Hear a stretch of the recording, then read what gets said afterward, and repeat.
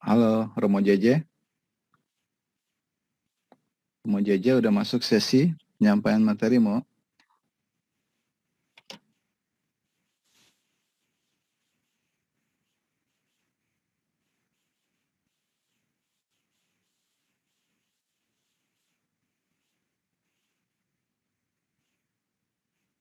Apa kita dengar suara Pak Andre lagi nih, nyanyi sembari menunggu Romo JJ? Boleh Pak, nyanyi aja dulu. Nyanyi dulu. Iya, Romo Romo JJ kayaknya ke nggak belakang dibuka kan? itunya. Iya, lagi ke belakang rasanya. Salam Maria. Mumpung Romo JJ nggak ada nih. Iya. Sambil ngobrol. Enaknya gimana? Ini Romo JJ kayaknya linknya ini kan sudah sering bermasalah. Bagaimana kalau kita dari grup aja yang partisipasi untuk link Romo JJ. Ya, untuk link ini kita yang handle gitu maksudnya. Mungkin Pak Andre kan lebih tahu beliau untuk berapa kali pemakai, berharganya berapa. Mungkin nanti kalau setuju nanti kita akan bicarakan gitu. Jadi nggak buat sibuk Romo JJ untuk persiapkan link dari kita gitu. Kasih ya. Setuju ya? Iya. Maaf Pak Erwin. Ada yang 100.000 Pak bisa dipakai 2 bulan. Terus kuotanya cuma 10.000. Itunya 100.000 2 bulan bisa. Ini 55 kali pertemuan sampai bulan apa ya kalau hitungan 55 kali 4 bulan. Ini Romo udah ada. Itu Romo JJ. Ya, ini Romo JJ. Romo silakan mau udah masuk ya. ke sesi penyampaian sudah berdua. Baik ya, terima kasih Pak Irwin dan teman-teman sekalian. Ada yang baru bergabung dengan kita, Bu Herlina sudah ada di sini ya. Halo Bu Herlina. Bu Herlina. Dari Totus 2 sudah. Tadi mau bergabung dengan kita. Oh ada. Sudah, ada. Bu Herlina. Udah mau. Oke, selamat datang. Kita akan memasuki tema ini, Pak Saudara, pada sore hari ini tentang kebijaksanaan Allah. Saya memberikan sebuah gambar hati yang besar untuk melukiskan tentang kebijaksanaan itu sama dengan memiliki kasih. Ya, dan pada Allah itu hanya ada satu gambaran yang dikasih. Gambaran tentang Allah yang paling kuat itu adalah kasih. Allah itu kasih. Dan kalau demikian maka di dalam Allah semua orang itu mendapatkan kasih. Ya. Dan Allah sendiri menunjukkan bahwa hidupnya sendiri itu merupakan sebuah perwujudan dari kasih itu. Maka lukisan yang sangat baik ketika mau melukiskan tentang siapa Allah itu adalah sang kebijaksanaan itu sendiri. Ya, ini yang menjadi tema kita pada sore hari ini. Kenapa kita harus berbicara tentang kebijaksanaan Allah, para saudara? Kalau kita merunut kembali ke belakang, ketika kita membahas tentang penciptaan, dari mana manusia berasal, manusia itu diciptakan dengan kasih yang mengagumkan, dan manusia diciptakan untuk sebuah tujuan yang sama, yakni menjadi serupa dengan Allah. Itulah tujuan kita.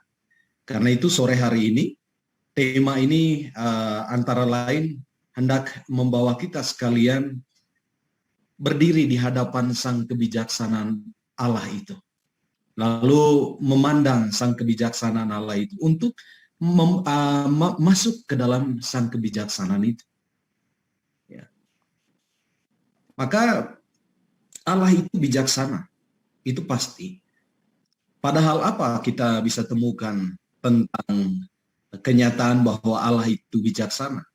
Lihat alam semesta yang ada di samping kita, yang ada di sekitar kita, yang di atasnya juga kita berdiri, para saudara, hidup dan mengecap berbagai macam hal di dalamnya, itu merupakan sebuah lukisan tentang kebijaksanaan Allah.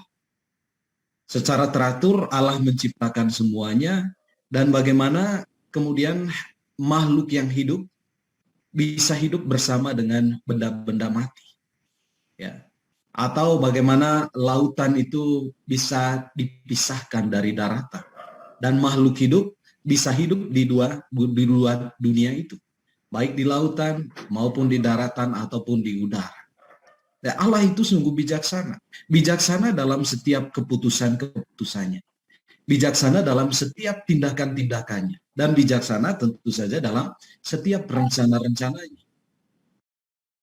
Allah itu bijaksana terhadap kita masing-masing. Untuk kita dipilihnya orang-orang khusus. Yang kemudian menemani kita. Yang ada bersama dengan kita. Yang untuk mereka juga itu kita membagikan kasih dan cinta kita. Maka adalah sebuah kebijaksanaan yang sangat nyata ketika Allah menempatkan untuk saudara seorang yang mencintai saudara seumur hidup. Ya. Mau menerima hidup diri saudara apa adanya. Ya. Nah, dalam tindakan hal-hal yang sederhana itulah menjadi nampak tentang kebijaksanaan Allah itu. Nah, nanti kita akan melihat tentang hal yang lebih mendalam dari itu. Nah, apa yang menunjukkan bahwa Allah itu bijaksana? Tadi sudah saya katakan, apa yang saya perlu pelajari dari kebijaksanaan Allah itu? Banyak sekali para saudara. Karena itu kita akan masuk dan membaca terlebih dahulu kebijaksanaan bab 7 ayat 25 sampai 30. Silakan yang bertugas membacakan. Bacaan kebijaksanaan bab 7 ayat 25 sampai 30. Kebijaksanaan adalah pernafasan kekuatan Allah dan dari kemuliaan yang maha kuasa. Karena itu tidak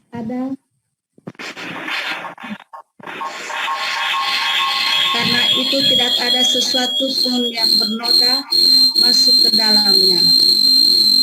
Karena kebijaksanaan merupakan pantulan cahaya kekal dan cermin tak bernoda dari kegiatan Allah dan gambar kebaikannya. Meskipun tunggal, namun kebijaksanaan mampu akan segala-galanya, dan walaupun tinggal di dalam dirinya, namun membaharui semuanya. Dari angkatan yang satu ke angkatan yang lain, ia beralih masuk ke dalam jiwa-jiwa yang suci, yang olehnya dijadikan sahabat Allah dan Nabi. Tiada sesuatu pun yang dikasihi Allah, kecuali orang yang berdiam bersama dengan kebijaksanaan. Sebab ia adalah lebih indah daripada matahari dan mengalahkan setiap tempat bintang-bintang. Berbanding dengan siang terang, dialah yang unggul. Sebab siang digantikan malam, sedangkan kejahatan tak sampai menggagahi kebijaksanaan. Oke. Jadi kebijaksanaan itu adalah pernafasan kekuatan Allah. Ya. Ini dikatakan dalam kitab kebijaksanaan. Ya. Dan pancaran murni dari kemuliaan yang maha kuasa.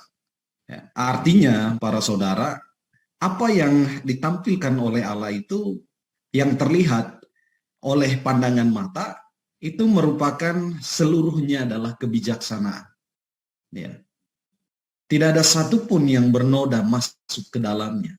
Artinya tidak ada yang bisa mengubah kebijaksanaan yang dimiliki oleh Allah.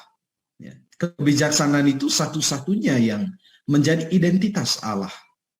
Sehingga ketika orang menyebut nama Allah, orang tahu bahwa dia sedang menyebut tentang kebijaksanaan. Ya. Maka kita bisa mengatakan kemudian Allah itu maha adil, ya. Allah itu maha baik, Allah itu maha cinta. Nah, kalau diberi istilah maha, itu menunjukkan tingkatnya, tingkat yang tertinggi dari cinta itu dimiliki oleh Allah. Tingkat yang tertinggi dari keadilan itu dimiliki oleh Allah. Ya. Nah, karena bijaksana merupakan pantulan cahaya kekal dan cermin tak bernoda dari kegiatan Allah dan gambar kebaikannya. Dalam tindakan atau dalam keseharian, para saudara, Allah bertindak dengan kebijaksanaan itu. Ya. Sehingga tadi gambaran pertama itu seperti sebuah kekuatan pernafasan. Ketika menarik dan menghembuskan, yang dihembuskan itu adalah kebijaksanaan. Dan apa yang dihembuskan itu kemudian dirasakan oleh semua yang mendapatkan hembusan itu. Masuk melalui hidung dan kemudian hidup di dalam tubuh kita. Ya. Dari angkatan yang satu ke angkatan yang lain, ia beralih masuk dalam jiwa-jiwa yang suci. Nah, kebijaksanaan yang dimiliki oleh Allah itu masuk ke dalam diri setiap kita. Orang-orang yang mau hidup benar dan suci di hadapan Allah. Ya, Salomo ketika dia diberikan penawaran untuk memilih apa yang menurut dia perlu untuk dia miliki, tentu dia bisa saja memilih yang lain yang bisa mendukung dia di dalam seluruh tugas kepemimpinannya sebagai seorang raja. Ya. Namun yang paling penting menurut Salomo itu adalah kebijaksanaan. Dan kebijaksanaan itu dia minta sendiri dari Allah.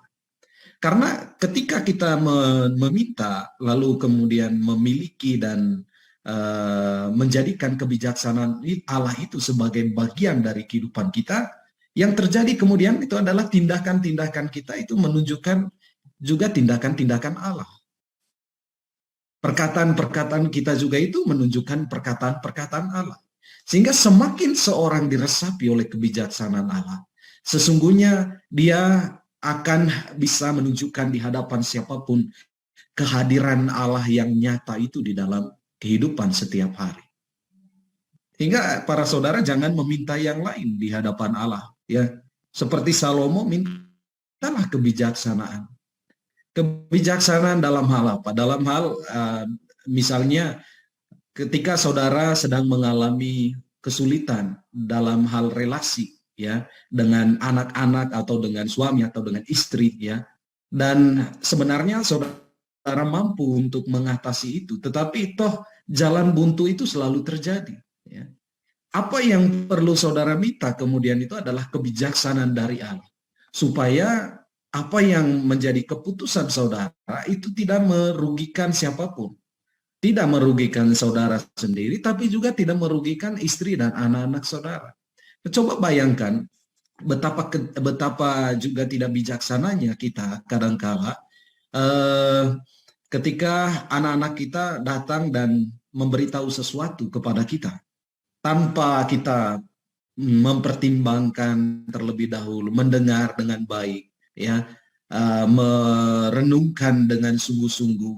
Lalu kita langsung mengeluarkan kata-kata dan kata-kata itu akhirnya melukai hati anak-anak kita. Dan ingat, apa yang kita katakan itu kadangkala membekas sampai mereka dewasa, para saudara. Dan untuk bisa mengembalikan kepercayaan mereka terhadap kita itu butuh proses yang lama. Ya. Maka berbahagialah orang yang mencari kebijaksanaan di dalam hidupnya. Kebijaksanaan yang berasal dari Allah, para saudara. Ya. Berbahagialah. Karena apa? Kebijaksanaan itu bisa memecahkan setiap persoalan dan kesulitan hidup. Ya, barangkali kalau para saudara tidak memiliki uang dalam hidup yang banyak gitu ya, dan ketika saudara memiliki kebijaksanaan Allah di dalam diri saudara, apa yang ada di tangan, apa yang ada di tubuh itu kadangkala itu menjadi sebuah satu-satunya kebahagiaan. Jadi yang lain itu tidak perlu lagi dicari. Kenapa hal itu bisa terjadi pada diri orang-orang tertentu? Dan kita bisa melihat bahwa mereka sangat bahagia di dalam perjalanan hidup mereka. Meskipun hidup dalam keadaan yang serba sederhana, ya karena mereka mencari kebijaksanaan Allah itu di dalam hidup mereka. Allah saja itu cukup, ya. Tidak ada sesuatu pun yang dikasihi Allah kecuali orang yang berdiam bersama dengan kebijaksanaan, ya, yang hidup di dalam kebijaksanaan. Semakin seorang mengasihi kebijaksanaan itu, mencari kebijaksanaan dan hidup di dalam kebijaksanaan Allah itu, semakin Allah mengasihi kita. Ya. Sebab kebijaksanaan itu lebih indah daripada matahari. Nah, para saudara, matahari tentu saja merupakan benda langit yang sangat mengagumkan. Nah, kalau misalnya matahari itu sudah tidak lagi menghasilkan cahaya, maka saya tidak bisa membayangkan kehidupan kita akan seperti apa. Nah, matahari yang begitu besar itu merupakan gambaran tentang obsesi dan keinginan kita yang cukup besar juga terhadap dunia ini, ya. Tapi ada pancaran cahaya yang lebih besar daripada pancaran cahaya matahari. Pancaran cahaya dari kebaikan Allah sendiri, ya. Sehingga kitab kebijaksanaan berani mengungkapkan ini kepada kita. Tidak ada sesuatu pun yang dikasihi Allah kecuali orang yang berdiam di dalam kebijaksanaan itu. Sebab kebijaksanaan itu lebih indah daripada matahari. Jika kamu mengagumi matahari sebagai kekuatan cahaya yang paling besar di atas muka bumi ini, maka betapa kekaguman itu pun kita berikan untuk Allah yang pancaran cahayanya itu lebih indah dan lebih terang daripada matahari. Ya. Oke. Lalu berikutnya, dalam 1 Korintus bab 1 ayat 25. Masih silakan dilanjutkan. Siapa? Bu Felicitas.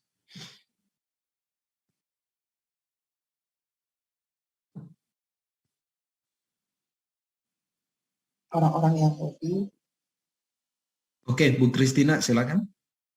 orang-orang Yahudi yang menghendaki tanda dan orang-orang Yunani mencari kebijaksanaan. Tetapi kami memberitakan Kristus yang disalibkan. Untuk orang bukan Yahudi, suatu kebodohan. Tetapi untuk mereka yang dipanggil, baik orang Yahudi maupun bukan orang Yahudi, Kristus adalah kekuatan Allah dan kebijaksanaan Allah. Oke. 1 Korintus. Ya. Oke. Kasih Bu Kristin. Para saudara, ini dalam kitab suci kita mendengar bahwa Yesus pernah memarahi orang-orang Yahudi yang datang dan meminta kepadanya untuk menunjukkan di hadapan mereka tanda, ya. Tanda apakah yang bisa engkau berikan kepada kami supaya kami percaya bahwa engkau berasal dari Allah. Itu orang-orang Yahudi. Nah, menuntut tanda itu menunjukkan tentang sebuah kurangnya iman di dalam diri seseorang, ya. Buktikan dulu dalam bentuk sebuah tanda yang kelihatan. Maka apa yang akan kami lihat itu menjadi alasan bagi kami untuk bisa mempercayai bahwa engkau adalah Allah. Ya. Nah, orang-orang Yunani juga sama saja para saudara, ya, menuntut tanda. Selagi belum ada bukti fisik, maka kita tidak akan bisa mempercayai, ya, sesuatu itu sebagai sebuah kebenaran. Namun kebanyakan para saudara, problem iman tentang Allah, ya, Allah yang kita percayai, kita tidak pernah melihat sungguh-sungguh tentang siapa Allah itu dengan mata kita. Tapi ada banyak tanda-tanda yang dikerjakan oleh Allah di sekitar kita, ya. Nah, kebijaksanaan yang dimaksudkan di sini adalah para saudara, supaya kita benar-benar mencari Kristus yang adalah sang kebijaksanaan itu sendiri. Apa yang kita cari itu bukanlah tanda-tanda, tetapi Kristusnya sendiri. Ya. Kristus itu sendiri adalah kebijaksanaan, para saudara. Kenapa kita mengatakan dia adalah kebijaksanaan? Karena di dalam dirinya itu terpancar, ya, atau dibuktikanlah, ditunjukkanlah di hadapan kita tentang kebijaksanaan yang dimiliki oleh Allah. Jika kita bertanya, atau orang-orang Yahudi, tunjukkanlah di mana kebijaksanaan Allah itu, atau tunjukkanlah bahwa engkau adalah Allah. Nah, Yesus Kristus itu adalah Allah yang hadir di hadapan mereka. Namun karena itu bukan merupakan fokus atau tujuan dari pencarian mereka, para saudara, Yesus itu bukan satu-satunya yang mereka cari. Akhirnya kebaikan seperti apapun yang dilakukan oleh Kristus di hadapan mereka itu akan mereka lihat sebagai sebuah tindakan kebohongan, ya. Sama saja dengan yang lainnya gitu. Nah, kita adalah orang-orang yang mencari Yesus. Bagi kita Yesus itu adalah sang kebijaksanaan.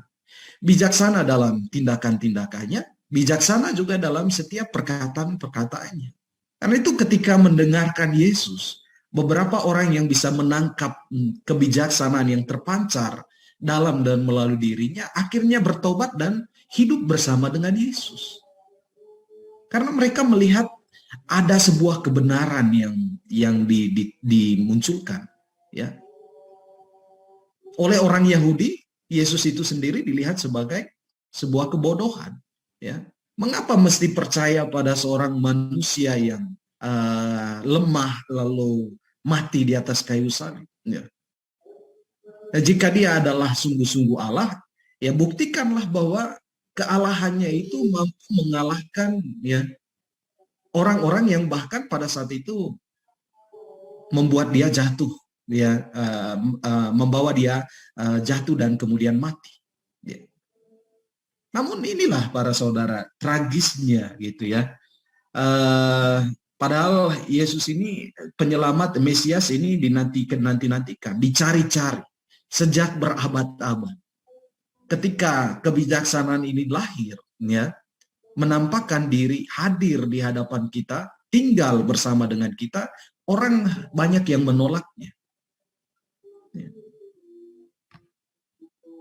Tragis. Oke. Ini dikatakan oleh Montfort, ya. Saya meminta satu orang untuk membacakan ini. Barangkali siapa Pak pesan Santo Montfort? Saya Pastor. Ya.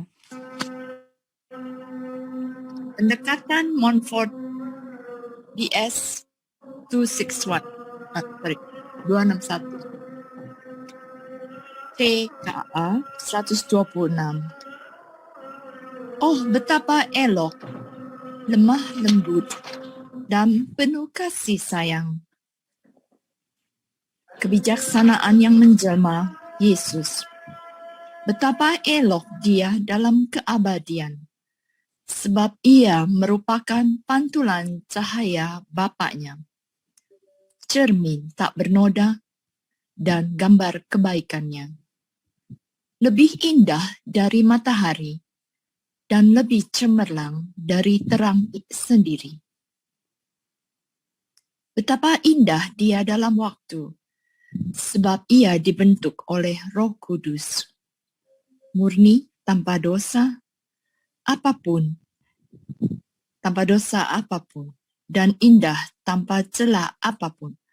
Selama hidupnya, ia memesona mata dan hati manusia, dan kini dialah kemuliaan para malaikat. Betapa ia penuh kasih sayang dan lemah lembut bagi manusia, terutama untuk para pendosa yang malang, yang secara kelihatan pernah ia cari di dunia, dan yang setiap hari ia masih mencari secara tidak kelihatan. Oke, makasih. Di sini para saudara Montfort melihat kebijaksanaan itu dengan membuat sebuah puisi, ya, puisi tentang sang kebijaksanaan yang menjelma dalam diri Yesus Kristus. Ia mengatakan betapa elok dan lemah lembut, betapa elok dia dalam keabadian, ya.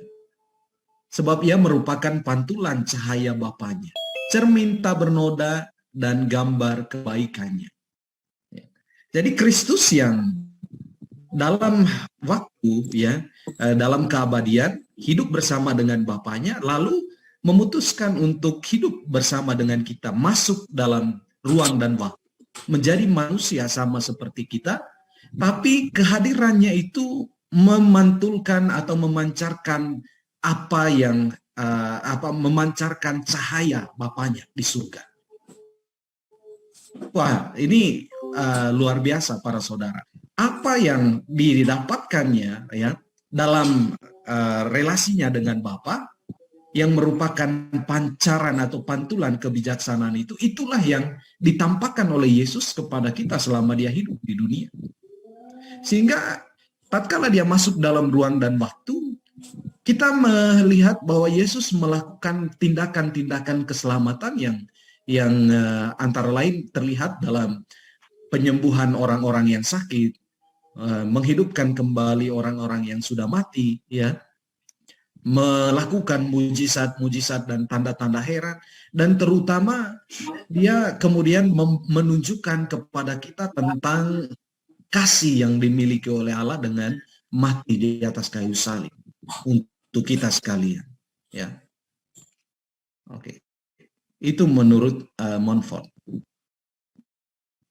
Sekarang saya mau masuk dalam tema ini, para saudara, ya, tentang kebijaksanaan Allah itu. Saya menampilkan di hadapan kita ada ibu-ibu yang sedang menenun. Ini kerajinan tangan ibu-ibu di pedalaman di berbagai daerah, terutama di daerah saya, para saudara, ya. Ini merupakan alat-alat yang sederhana yang dipakai untuk menghasilkan sebuah tenunan yang sangat indah. Saya sendiri secara pribadi tertegun melihat bagaimana mereka menghasilkan sebuah kain, ya, dalam sebuah proses yang tidak mudah, ya.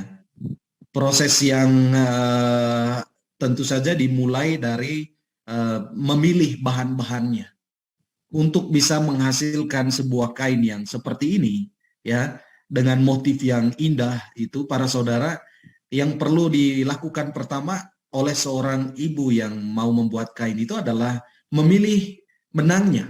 Benang apa yang akan digunakan? Tentu setelah dia memikirkan tentang desainnya, ya. Desainnya nanti akan seperti ini. Maka benang yang saya pakai adalah benang warna ini, warna itu. Setelah dia mengumpulkan benangnya dan semua siap, maka alat-alat ini tadi udah disiapkan, para saudara. Dia akan memulai dari mungkin pekerjaan yang paling kecil, ya. Karena awal itu tentu sangat menentukan untuk untuk pekerjaan selanjutnya, ya. Bagi saya, mulai dari membuat bahan, menenun, membentuk suatu motif, sampai mencetaknya itu sebuah pemandangan yang mengharukan, sekaligus membangkitkan rasa tertekun dan bangga. Jika bukan tanpa sebuah kesabaran, ketekunan, keuletan, ya, dan keinginan untuk ada di sini, duduk, ya, memulainya dari satu bagian ke bagian yang lain, itu tidak akan pernah terjadi, itu tenunan itu, para saudara. Tentu kita tergoda supaya melompat ke tengah, tapi melompat ke tengah mengabaikan langkah yang pertama itu tidak akan mungkin, ya. Maka proses ini, ya, proses ini jika tanpa sebuah kecakapan atau kebijaksanaan itu tidak akan pernah dihasilkan kain itu. Sehingga gambaran tentang ini, para saudara, saya pakai untuk melukiskan tentang kebijaksanaan itu sendiri, ya. Hidup dan mengejar kebijaksanaan juga sekiranya mengikuti filosofi menenun, butuh proses perlahan, butuh proses, para saudara, dan membiarkan diri masuk di dalam proses itu juga adalah sebuah kemajuan, ya. Kemajuan dalam usaha kita untuk mengecap kebijaksanaan. Karena toh saya tahu bahwa tidak mudah bagi kita untuk menikmati proses, ya. Orang cenderung untuk segera meninggalkan apa yang sudah dimulainya, tapi karena mengalami sedikit kegagalan dalam apa yang dilakukannya itu, mereka mengatakan sorry, goodbye, ya. Lalu melompat lagi ke hal yang satu, mulai, lalu dalam perjalanan mengalami hambatan, say goodbye lagi. Nah, terus menerus seperti itu sampai akhirnya dia berada pada titik di mana dia mengatakan bahwa dirinya sudah sangat lemah, tidak lagi bisa melakukan apa-apa. Nah, pertanyaannya, waktu yang telah dilewati itu, sekian puluh tahun itu diberikan, apa yang telah dilakukan para saudara? Mengabaikan proses, akhirnya memang seperti itu, ya. Tidak mengalami atau tidak mendapatkan satu hal yang berarti pun untuk hidup, ya. Saya melihat di sini kebanyakan kita adalah orang-orang yang sudah profesional dengan kerja kita, para saudara, ya. Profesional dalam arti ya kita sudah mapan dengan apa yang sudah kita lakukan. Dan tentu kemapanan itu merupakan hasil dari menikmati setiap proses yang ada di dalam hidup, ya. Nah, katakanlah Pak Erwin itu jauh-jauh dari Ternate, ya, memutuskan untuk meninggalkan Ternate itu adalah sebuah keputusan untuk masuk di dalam proses. Karena sampai di Jakarta pun kita tidak langsung, Pak Erwin tidak langsung jadi seperti sekarang ini. Mungkin mulai dengan hidup sebagai mahasiswa yang tinggal di kos-kosan, setelah mendapatkan pasangan hidup dari kontrakan satu ke kontrakan yang lain dan lain sebagainya, ya. Maka ini mengejar kebijaksanaan itu juga perlu proses perlahan, para saudara, ya, untuk bisa mengatakan, untuk bisa hadir sebagai seorang ibu yang bisa memberikan teladan kepada anak-anak, itu juga adalah proses. Karena toh saya tahu bahwa tidak semua kita, terutama ibu-ibu, ya, setelah menikah itu langsung mengatakan saya sudah cukup bagus untuk menjadi seorang ibu. Ibu bagi anak-anak dan terutama bagi istri, bagi sang suami. Karena kita bahkan setelah kita menikah, 1 hari setelah menikah, kita masih perlu mencari, ya, mencari-cari, masuk dalam sebuah proses untuk belajar bagaimana melayani suami, melayani anak-anak dan lain sebagainya, ya.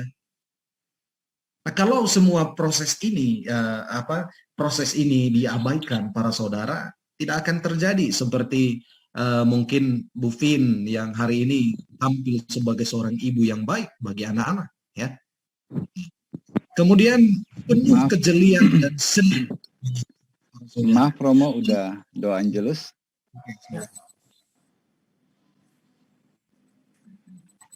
Ya, silakan Bu Purwati. Ya. Pak Andre, tolong dia. Doa malaikat Tuhan. Maria diberi kabar oleh malaikat Tuhan bahwa ia akan mengandung dari Roh Kudus. Salam Maria, penuh rahmat, Tuhan sertamu. Terpujilah engkau di antara wanita, dan terpujilah buah tubuhmu, Yesus. Santa Maria, Bunda Allah, doakanlah kami yang berdosa ini, sekarang dan waktu kami mati. Amin. Aku ini hamba Tuhan, terjadilah padaku menurut perkataanmu. Salam Maria, penuh rahmat, Tuhan sertamu. Terpujilah engkau di antara wanita, dan terpujilah buah tubuhmu, Yesus. Santa Maria, Bunda Allah, doakanlah kami yang berdosa ini, sekarang dan waktu kami mati. Amin. Sabda sudah menjadi daging dan tinggal di antara kita. Salam Maria, penuh rahmat, Tuhan sertamu. Terpujilah engkau di antara wanita, dan terpujilah buah tubuhmu, Yesus. Santa Maria, Bunda Allah, doakanlah kami yang berdosa ini, sekarang dan waktu kami mati. Amin. Doakanlah kami, ya Santa Bunda Allah, supaya kami dapat menikmati janji Kristus. Marilah berdoa. Ya Allah, karena kabar malaikat, kami mengetahui bahwa Yesus Kristus Putramu menjadi manusia curahkanlah rahmat-Mu ke dalam hati kami, supaya karena sengsara dan salibnya, kami dibawa kepada kebangkitan yang mulia, sebab Dialah Tuhan pengantara kami. Amin.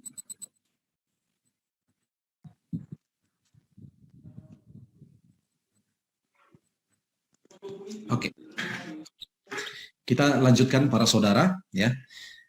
Selain tadi butuh proses perlahan, yang berikut juga yang perlu dimiliki oleh kita sekalian yang mau mengecap kebijaksanaan Allah itu adalah bahwa perlu seni untuk menjadi bijaksana seperti Allah ya.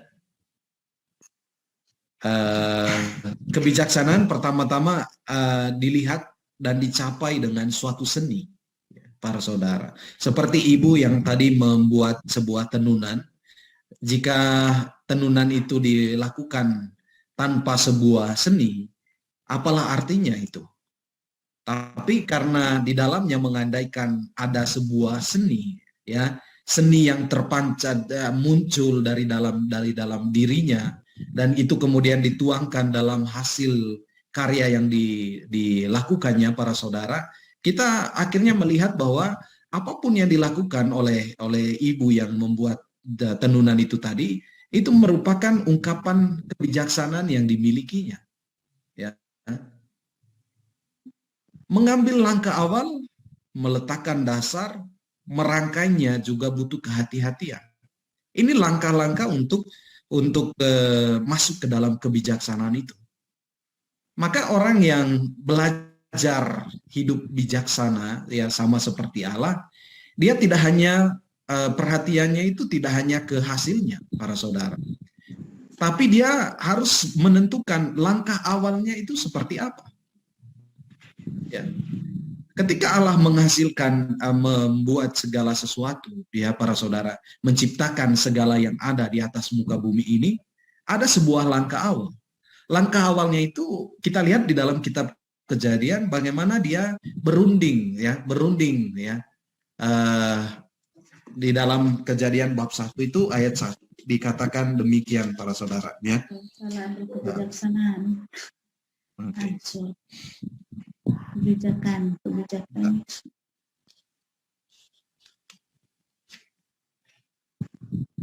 Nah, di sana dikatakan baiklah kita itu baiklah kita menunjukkan tentang bagaimana Allah menyusun langkah awal ya, strategi untuk bisa menghasilkan sesuatu. Dan karena ada strategi awal, yang berikutnya itu adalah bagaimana meletakkan dasar dan merangkainya satu persatu ya. Sehingga kalau di dalam kitab Kejadian kita memperhatikan bagaimana dari hari ke hari Allah menjadikan segala sesuatu itu dengan sungguh sangat sempurna, ya, sungguh sangat sempurna. Dan apa yang dihasilkan oleh Allah itu menunjukkan tentang kebijaksanaan Allah yang tak dapat diragukan, ya. Di dalamnya ada sebuah seni, ya, seni untuk mengatur alam semesta ini, ya. Sehingga antara kita dengan guguk yang kita pelihara itu misalnya para saudara. Coba kalau guguk juga itu diberi akal budi oleh Tuhan, ya. Tapi ternyata guguk itu tidak diberi akal budi, manusia yang memiliki akal budi, ya. Ya, sehingga manusia itu menjadi gambar dan rupa Allah yang kemudian dengan kebijaksanaan yang diperoleh dari Allah, manusia pun turut terlibat dalam usaha untuk memelihara alam semesta yang telah dijadikan oleh Allah. Ya.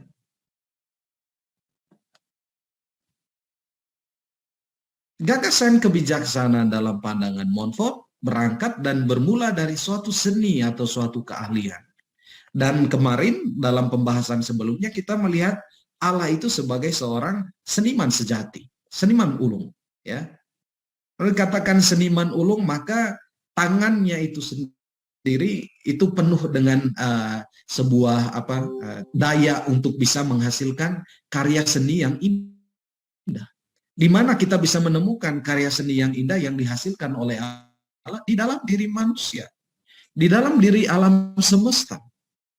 Sehingga ketika para saudara berada di atas sebuah pegunungan, lalu memperhatikan di lembah, ya, apa yang akan terbersit dalam benak saudara itu adalah kekaguman akan Tuhan yang telah menghasilkan segala-galanya ini dengan sungguh sangat indah. Apa yang saudara lihat itu sendiri itu merupakan bukti bagaimana Allah itu dengan kebijaksanaannya itu menumbuhkan bunga-bunga yang indah di tengah-tengah taman. Lalu di tengah-tengah taman itu juga muncul rumput-rumput yang juga indah. Muncul pohon-pohon yang indah. Dan di atas pohon-pohon itu bersaranglah ya burung-burung atau apapun yang mendapatkan kenikmatan dari pohon yang telah dihasilkan oleh Allah. Jika itu diciptakan, alam semesta itu diciptakan tanpa sebuah kebijaksanaan dari Allah, para saudara, kita tidak akan mengalami hidup seperti sekarang ini. Ya.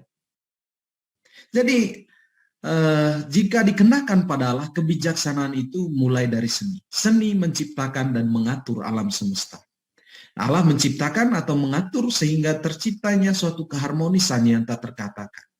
Kekuatan dari seni yang dimiliki oleh Allah bertitik tolak dari kebijaksanaan sebagai pernafasan kekuatan Allah dan pancaran yang murni dari kemuliaan yang maha kuasa. Itulah kenapa kita perlu belajar kebijaksanaan ini, para saudara. Kebijaksanaan Allah khususnya.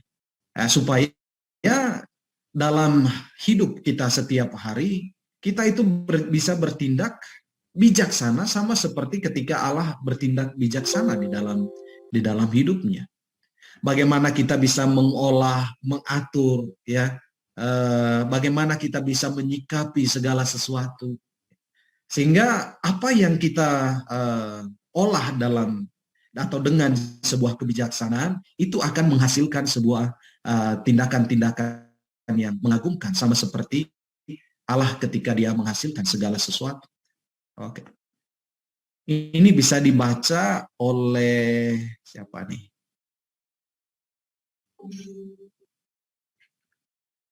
Bu Indri bisa membaca ini, silakan. Kebijaksanaan ini. Ini ya, Romo. Ya. Kebijaksanaan dilihat dan ditempatkan sebagai roh kekuatan dan kemuliaan yang membuat segala sesuatu bukan hanya menjadi, tetapi juga menjadi baik dan indah. Oke, sampai di situ dulu. Nah, jadi para saudara, kebijaksanaan itu seperti sebuah kekuatan dan kemuliaan yang membuat segala sesuatu bukan hanya sekedar jadi, tetapi apa yang sudah jadi itu haruslah indah, ya, indah dan baik, ya.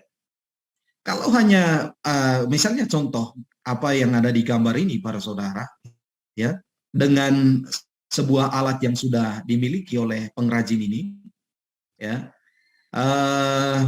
ketika dia mulai membuat lalu dihasilkan barang seperti ini, kalau hanya seperti ini saja dan dia mengatakan cukup, ya, karena toh apa yang menjadi tujuan saya sudah tercapai, barangnya sudah ada. Tapi orang yang bijak akan berpikir, apakah nanti orang yang akan melihat ini akan mengatakan, oh ini barang yang sangat indah, ya. Atau contoh, ketika Anda membuat sebuah penganan atau kue, ya, untuk dijual kepada pelanggan-pelanggan saudara, gitu ya, saudara tentu akan memikirkan tentang kualitas dari kue yang saudara telah akan siap dan akan jual itu, para saudara, ya. Karena itu bahan-bahan yang dipakai itu sangat diperhatikan. Kemudian teksturnya nanti itu juga sangat diperhatikan. Kemasannya pun juga itu diperhatikan dengan baik. Jadi ketika saudara menggoreng pisang goreng, gitu ya, pisang sudah ada, terigu sudah ada, masukkan ke dalam minyak, lalu kita katakan nih, makan nih, ya. Orang akan mengatakan apa bedanya pisang goreng yang kamu buat dengan pisang goreng yang ada di tempat sana, di luar sana, gitu ya. Maka ketika kita menyadari itu, para saudara, kita akan memberi misalnya hiasan-hiasan tertentu pada kue yang kita bikin, ya. kemasannya itu diatur sedemikian rupa sehingga melihat itu orang akan datang dan mengatakan, wah ini sebuah Kata kuliah tuh ada misal, ada telepon di rumah. Iya, mulai. Oke. Jadi ini para saudara ya, jadi bukan hanya asal jadi, tapi apa yang saya hasilkan itu harus baik adanya, ya. Kalau saya dibaptis menjadi seorang Katolik, ya, lalu setelah pembaptisan itu saya mengatakan ya sah saya menjadi Katolik, lalu saya tidak melakukan apa-apa, ya. Saya mengatakan saya akan selamat suatu ketika, toh saya sudah dibaptis menjadi Katolik. Saudara tidak akan pernah selamat, ya. Hanya dengan kemudian mengatakan bahwa saya sudah dibaptis. Tapi apakah pembaptisan itu, ya, merangsang saudara untuk bisa hidup menjadi lebih baik dari waktu ke waktu, atau mempertahankan apa yang sudah saudara janjikan di dalam pembaptisan itu? Saya kira Tuhan menciptakan kita, para saudara, ya benar, ya, tidak asal jadi, ya. Oh sudah ini, ya selesai gitu.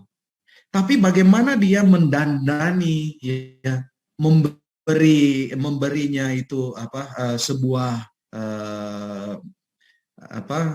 ornamen-ornamen tertentu yang menunjukkan bahwa ini bukan hanya sebuah penciptaan yang asal jadi, para saudara, ya.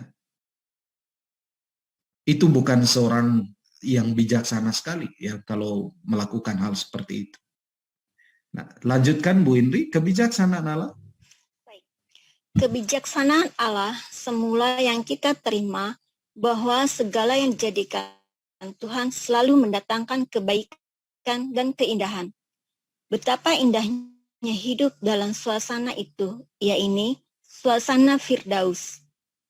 Roh pencipta yang bekerja begitu halus sehingga membuat segala sesuatu baik adanya.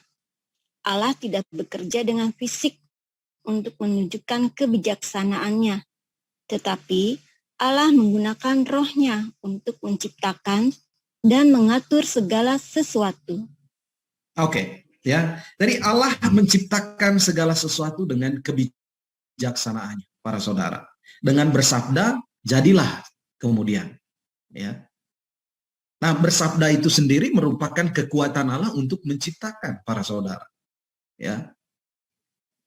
Sehingga ketika kita memandang diri kita sendiri sebagai hasil dari karya Allah yang mengagumkan, tentu kita akan mengatakan, Tuhan terima kasih karena Engkau sudah menjadikan saya seperti ini.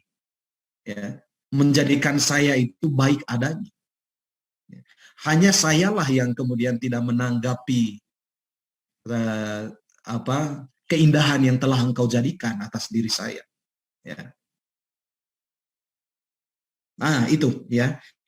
Lalu yang berikutnya, para saudara, kebijaksanaan Allah berkembang dari menjadikan dan membuat segala sesuatu baik menuju pada karakter Allah yang diandaikan seperti seorang ibu yang melindungi, istri yang memelihara, kekasih yang dicari dan dirindukan. Artinya, para saudara, jika penciptaan itu saja ya merupakan tindakan Allah, ya, kalau dia mengatakan sudah selesai, maka selanjutnya terserah, gitu ya. Itu sama sekali tidak bijaksana, ya. Tapi kita melihat bahwa Allah itu bekerja sejak awal sampai dengan hari ini. Maka kitab kebijaksanaan mengatakan ia seperti seorang ibu yang setelah dia melahirkan, dia memelihara dan merawat, ya, menjaganya, memberi dia kehidupan sampai kapanpun.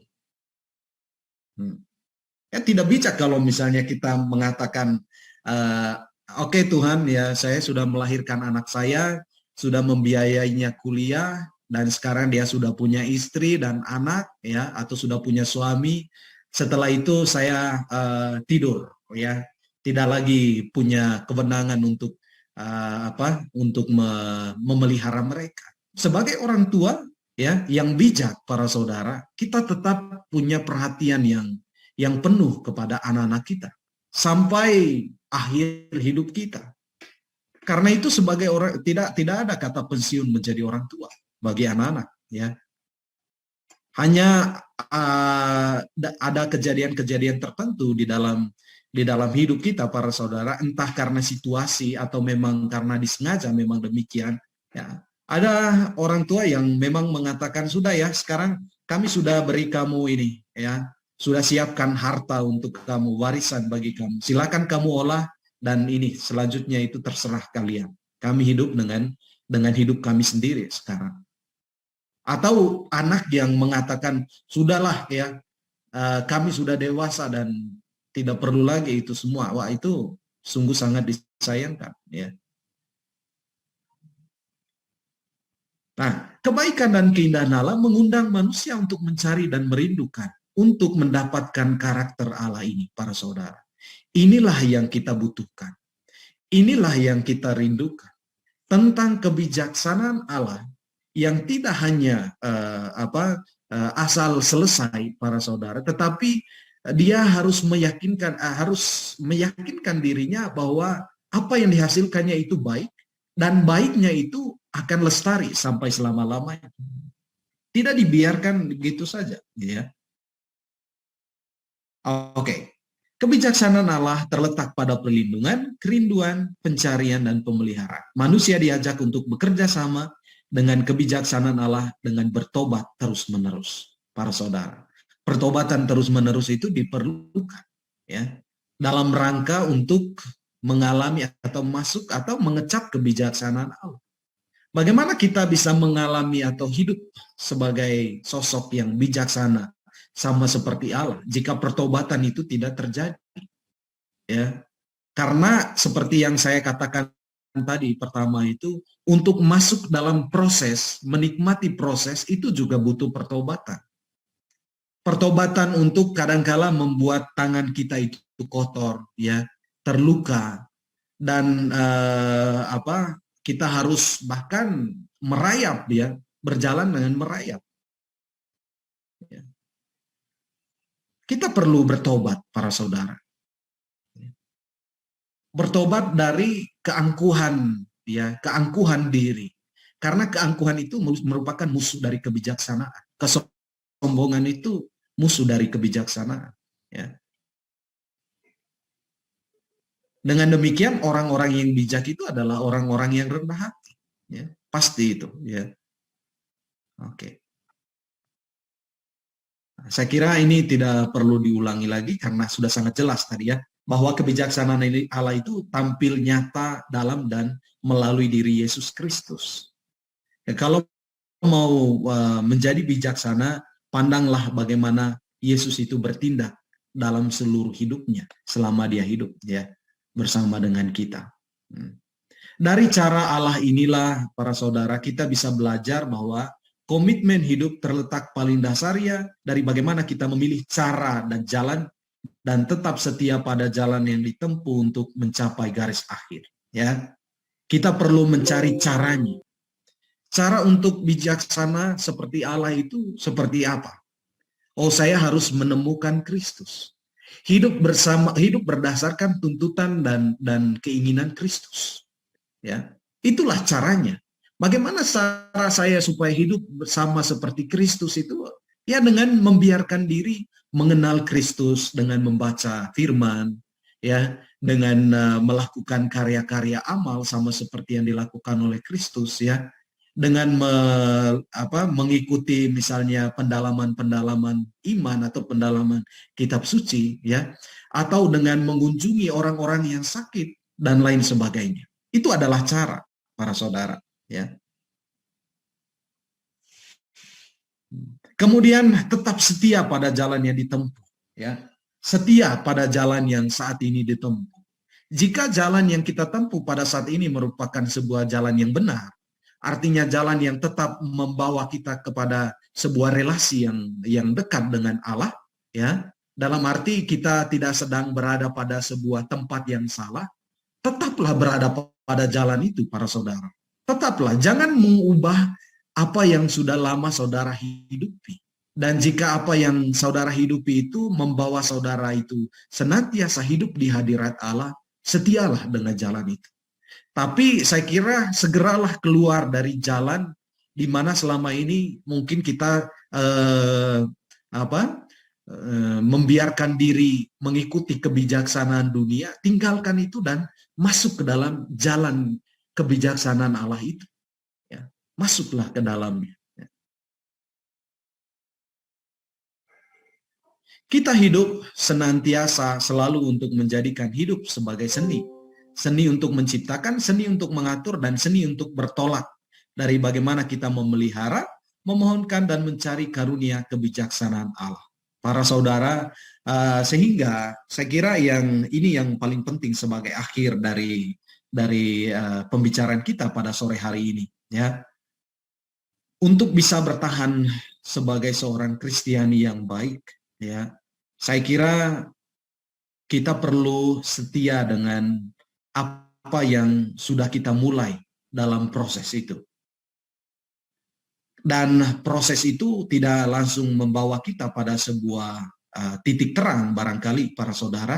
Akan ada banyak kesulitan dan hambatan untuk masuk sampai ke sana. Tetapi yakinlah bahwa kesetiaan kita di dalam proses yang ada sambil juga mencari cara dan jalan yang tepat, ya, untuk bisa mencapai tujuan, bukan tidak mungkin bahwa saudara akan mendapatkan kebijaksanaan Allah yang dimaksud itu, ya. Mari kita memandang Kristus sebagai sang kebijaksanaan yang mengajar kita tentang bagaimana hidup yang pantas di hadapan Allah, dan terutama belajar dari Santa Perawan Maria, ya, yang seluruh hidupnya itu dibaktikan untuk hidup di dalam kebijaksanaan Allah. Sehingga apa yang menjadi keputusan Maria itu menjadi sebuah keputusan yang dikehendaki oleh Allah, berkenan di hadapan Allah. Jawaban ianya itu menyenangkan hati Allah. Coba bayangkan jika oleh karena kita senantiasa hidup di hadirat Allah dengan kebijaksanaannya, ya, hidup kita menjadi sebuah persembahan yang menyenangkan hati Allah, terutama para saudara. Bukan menyenangkan diri kita atau menyenangkan siapapun. Terutama yang saya mau kejar dan saya lakukan di dunia ini adalah apa yang saya lakukan itu sepenuhnya menyenangkan hati Allah. Jika itu terjadi, maka saudara sudah hidup di dalam lingkaran kebijaksanaan Allah. Mari terus memupuk kebijaksanaan Allah itu dengan setia pada proses yang telah kita mulai, atau kalau misalnya kita belum sungguh-sungguh memulainya, para saudara, ini saat yang tepat untuk memulai proses itu. Memulai dari langkah awal, memilih cara yang tepat, dan dengan setia membiarkan diri hidup di dalam proses yang meskipun panjang tetapi akan membawa kita pada apa yang menjadi tujuan kita. Itu. Terima kasih. Ini yang akan menjadi pertanyaan kita, pertanyaan sharing kita pada malam hari ini. Bagaimana kebijaksanaan Allah mempengaruhi hidup dan karyaku? Apakah kebijaksanaan Allah itu mempengaruhi hidup dan karyaku selama ini? Ya, atau rumusan lainnya, apakah tindakan-tindakanmu itu mencerminkan bahwa kebijaksanaan Allah itu sudah hidup di dalam diri saya? Ya. Lalu yang kedua, kebijaksanaan Allah yang seperti apa yang telah ada di dalam diri? Dan yang saya rindukan sampai hari ini itu apa? Kebijaksanaan Allah yang seperti apa? Itu yang menjadi bahan nanti yang untuk kita sharing. Para saudara, silakan saya mengundang saudara untuk bertanya saat ini. Kalau ada pertanyaan, ya, 1 atau 2 pertanyaan, begitu. Baik, silakan, Romo. Pak Erwin. Ya, terima kasih untuk pemaparan materinya, Romo. Silakan Bu Indri untuk mengambil alih pertanyaan. Cukup 2 pertanyaanmu ya? Ya, kalau... Tapi chattingan di aku nggak ada, hilang. Oh, ini di saya ada, Bu, nih. Chattingan pertanyaanku hilang, Pak Edwin. Karena tadi aku sempat keluar. Oh, oke. Ini saya bantu baca. Maaf ya, Pak Edwin. Saya kalau enggak saya share aja di chat biar Ibu yang baca. Sorry. Ini dari Dibaca Pak Ray. aja Pak Erwin. Saya baca supaya- aja ya. Oke. supaya nggak lama. Baik. Dari Pak Ray, Romo, pada kitab Korintus disebutkan mengenai tanda. Apakah kita boleh meminta tanda sebagai petunjuk kepada Allah atau kepada Tuhan Yesus yang menyatakan bahwa bimbingannya adalah benar? Hal meminta tanda dimaksudkan supaya kita tidak tersesat dalam bimbingan yang diberikan Tuhan Yesus atau Allah kepada kita. Demikian Oke. pertanyaan, Mo. Oke, singkat saja, jika yang kita minta sebagai tanda itu untuk menguji tentang apakah Allah itu sungguh-sungguh ada atau tidak, itu tidak benar, tidak tepat, ya. Artinya jika motivasi kita untuk Tuhan berilah saya petunjukmu, karena kalau engkau memberi petunjukmu maka saya akan mengakui bahwa engkau adalah Allah, ya. Itu bukan sebuah sikap yang tepat. Tapi jika misalnya kita mengatakan Tuhan beri saya petunjukmu supaya saya bisa menyelesaikan masalah yang sedang saya hadapi ini. Artinya apa? Artinya kita memohon kebijaksanaan yang ada pada Allah supaya kebijaksanaan itu ada pada kita, kita miliki dan kita bisa menyelesaikan persoalan yang kita sedang hadapi. Itu saya kira yang sebuah tindakan yang tepat, gitu. Ya, begitu Pak Ray. Ya, baik, terima kasih. Silakan satu pertanyaan lagi ya, Mo ya. Ya. Silakan. Yang mau langsung bisa raise hand atau langsung, silakan. Langsung ini unmute. Unmute ya. Romo Cece mau nanya ya. Bu Sinta ya. Oke. Jangan bosen ya kalau saya Ya, rajin nggak nanya. apa-apa. Mau Bu belajar. Sinta bisa memunculkan video nggak Iya, supaya teman-teman bisa bisa lihat? di-share. Bentar ya. Chat yang mana satu? Barangkali ada yang belum lihat mukanya Bu Sinta. Oh, ini. Aduh, mukanya lagi berantakan loh. Nggak apa-apa. Ini kita semua sedang berantakan ini nih. Belum memiliki Kalau di rumah kebijaksanaan. jadinya. Oke, silakan. Saya mau nanya dalam luar biasa indah ya, mencari kebijaksanaan Allah itu. Kita dalam hidup itu pasti ya mau mencari kehendak Allah dan petunjuk-petunjuknya. Cuma yang saya pengen tanyakan kan dalam mencari kebijaksanaan Allah itu kita dalam proses makan waktu. Kan kalau kita itu kan nggak seperti mungkin kita nanya sesuatu ke Tuhan tuh langsung dijawab pilihannya A, B, C, D gitu ya. Tuhannya kan nggak jawab di chat atau di email atau apa gitu. Apakah juga mungkin Tuhan itu kadang-kadang membiarkan kita diberi waktu yang lebih lama. Mungkin setiap orang mungkin ada yang dapat jawaban 1 hari, ada yang sengaja didiemin Tuhan gitu. Mungkin apakah seperti itu dalam in term of time ya. Sorry kalau saya ngomongnya rada nyampur bahasa Inggris. Jadi emang sengaja gitu. Kalau dalam hal itu bagaimana ya dalam minta kebijaksanaan Tuhan itu jadi ada yang dijawabnya lama gitu. Jadi gitu. Romo Cece, mohon bimbingannya. Ya, oke. Bu Sinta, kadangkala kebijaksanaan itu memang tadi saya katakan itu kita masuk dalam sebuah proses yang panjang, ya. Bahkan untuk bisa bersabar di hadapan Tuhan yang kadangkala memang tidak langsung mengatakan ya untuk setiap apa yang kita minta. Tapi dengan melakukan itu tidak berarti dia tidak menjawab, ya. Dia tidak menjawab. Hanya waktu kita beda dengan waktu Tuhan, ya. Maka selalu dikatakan waktu Tuhan itu pasti selalu menjadi waktu yang terbaik. Nah, jika misalnya hari ini saya belum mendapatkan jawaban atas doa-doa saya, ya artinya bagi Tuhan bukan hari ini waktu terbaik untuk memberikan jawaban atas apa yang kamu minta. Meskipun dari pihak saya membutuhkan itu hari ini. Ya, saya membutuhkan itu hari ini.